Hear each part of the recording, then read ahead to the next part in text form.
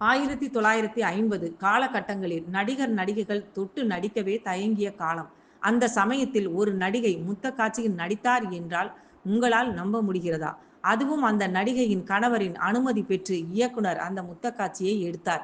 அது மட்டுமா, ஜெயலலிதா சினிமாவுக்கு வராமல் பள்ளிக்கூடம் போய்க் கொண்டிருந்த காலகட்டத்திலேயே புரட்சி தலைவர் எம்ஜிஆர் அந்த நடிகையிடம் நீங்கள்தான் எங்களுக்கு தலைமை பொறுப்பு ஏற்க வேண்டும் என்று கேட்டுக்கொண்டது இன்னும் சுவாரஸ்யம். யார் அந்த நடிகை? எதனால் எம்ஜிஆரே அவரை தலைமை பொறுப்பு ஏற்க அழைத்தார்? என்ன நடந்தது? இதையெல்லாம் இந்த வீடியோவில் பார்க்கலாம். தென்னிந்திய சினிமாவில் மயக்கும் விழிகளால் ரசிகர்களை கவர்ந்து தனக்கென தனி இடம் பிடித்தவர் அஞ்சலி தேவி. 1950களுக்கு பிறகு நடித்த நடிகைகளில் ரசிகர்களுக்கு மிகவும் பிடித்த நடிகை என்றால் அது இவர்தான். தன்னுடைய குறும்பு பார்வை, உணர்ச்சி மயமான நடிப்பு, நளினமான நடனம், நாகரிகமான உடை அலங்காரம் போன்றவற்றின் மூலம் டி.ஆர். ராஜகுமாரிக்கு பிறகு தென்னிந்திய சினிமாவின் கனவு கன்னியாக வலம் வந்தவர் அஞ்சலி தேவி. ஆந்திராவில் உள்ள காசிநாடாவில் பிறந்த அஞ்சலி தேவி தன்னுடைய 8 வயதிலேயே நாடகங்களில் நடிக்க ஆரம்பித்து விட்டார். அதனால்தான் என்னவோ நடிப்பு இவருக்கு அவ்வளவு ஈஸியாக போய்விட்டது.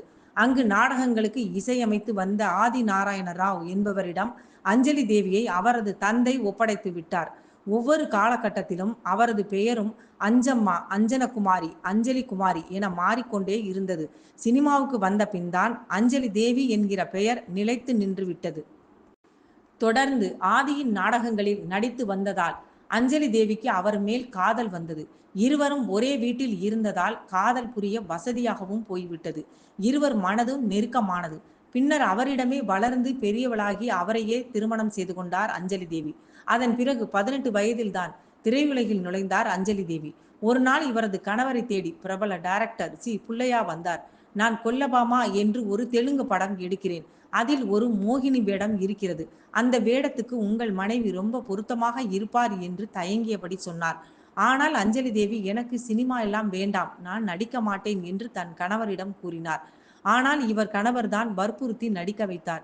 அந்த படத்தின் படப்பிடிப்புக்காக ஸ்டுடியோவுக்குள் நுழைந்ததும் ஏதோ வித்தியாசமான உலகத்தில் நுழைவது போல் இருந்தது அஞ்சலி தேவிக்கு. மேக்கப் போட்டு வெள்ளை நிறத்தில் தேவதை மாதிரி உடை அணிவித்தார்கள். அப்போது அருகில் அமர்ந்த இயக்குனர் தயங்கி தயங்கி காட்சியை விவரித்தார். அது முத்த காட்சி என்பதால் நான் நடிக்க முடியாது என்று அஞ்சலி தேவி சொல்லிவிட்டார். இதை பார்த்து யூனிட்டில் இருந்த அனைவரும் அதிர்ச்சி அடைந்தார்கள். இயக்குனர் அங்கே கூடவே வந்திருந்த அஞ்சலி தேவியின் கணவரிடம் போய் முறையிட்டார். அவர் அஞ்சலியிடம் வந்து இந்த முத்த காட்சியில் நாயகன் நிஜமாகவே உன் கன்னத்தில் முத்தம் கொடுக்க மாட்டார். கொஞ்சம் தலையை சாய்த்து போஸ் கொடுத்தால் போதும். அவருடைய விரல் கூட உன் மீது படாது. மற்றதை கேமராமேன் பார்த்து கொள்வார் என்று சமாதானப்படுத்தி அந்த காட்சியில் நடிக்க வைத்தாராம். அஞ்சலி தேவி நாயகியாக நடித்த முதல் படம் ஆதித்தன் கனவு 1949 வெளிவந்தது. இந்த படத்தை modern theatres TR. Sundaram direct செய்தார். இந்த படம் 100 நாட்களுக்கு மேல் ஓடியது. அப்போதே ஒரு ராசியான நடிகையாக அவர் கருதப்பட்டார். புரட்சி தலைவர் எம்ஜிஆருடன் சேர்ந்து எம்ஜிஆர் வளர்ந்து வந்த காலகட்டத்திலேயே சர்வாதிகாரி, மர்மயோகி ஆகிய படங்களில் நடித்தார் அஞ்சலி தேவி. இதில் மர்மயோகி படத்தில் அந்த காலத்திலேயே வில்லி கதாபாத்திரத்தில் நடித்திருந்தார் அஞ்சலி தேவி.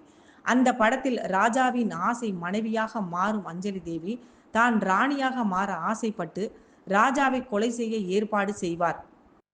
அதே போல ராஜாவின் வாரிசையும் கொலை செய்யும்படி உத்தரவிடுவார். அதன் பிறகு அவரே ராணியாக மாறி அராஜக ஆட்சி செய்வார். கொஞ்ச காலம் கழித்து அவரை எதிர்த்து கரிகாலன் என்கிற இளைஞன் மக்களை திரட்டி போராடுவார். அந்த கரிகாலன் கதாபாத்திரத்தில் தான் எம்ஜிஆர் நடித்தார்.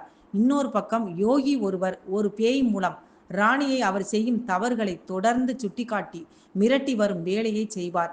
கடைசியில் பார்த்தால் அந்த மர்மயோகிதான் ராணியால் கொல்லப்படச் சொல்லி உயிர் தப்பித்த நாட்டு ராஜா என்பதும் கரிகாலன் தான் கொல்லப்படாமல் தப்பித்த அவரது மகன் என்பதெல்லாம் தெரிய வரும்.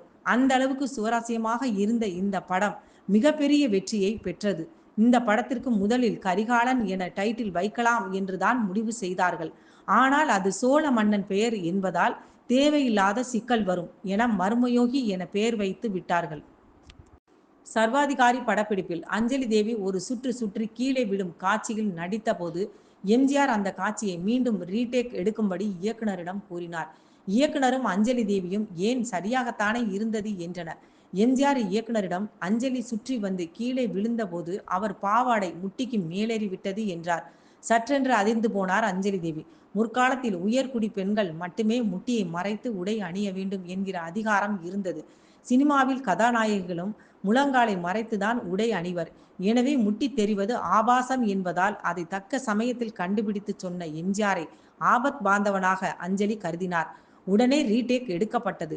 கதாநாயகின் நடை உடையில் ஒரு கண்ணியம் இருக்க வேண்டும் என்பதை எம்ஜிஆர் விரும்பினார். நடிகை என்றாலும் அவளும் பெண்தானே, அவருக்கும் மானம் மரியாதை உண்டல்லவா என்று எம்ஜிஆர் நினைத்ததை ஒருமுறை நன்றியோடு கூறியிருக்கிறார் அஞ்சலி தேவி. அதன் பிறகு எம்ஜிஆருடன் இன்னும் சில படங்களில் இணைந்து நடித்தார் அஞ்சலி தேவி. குறிப்பாக சக்கரவர்த்தி திருமகள் படத்தில் நடித்து கொண்டிருக்கும் போது அந்த சமயத்தில்தான் தென்னிந்திய நடிகர் சங்கம் உருவாகும் வேலைகள் நடந்து கொண்டிருந்தது. அப்போது எம்ஜிஆர் அஞ்சலி தேவியை அழைத்து, அஞ்சலிமா, உங்களுக்கு ஒரு முக்கியமான பொறுப்பு தரலாம் என்று முடிவு செஞ்சிருக்கோம். இது என்னோட தனிப்பட்ட முடிவு கிடையாது.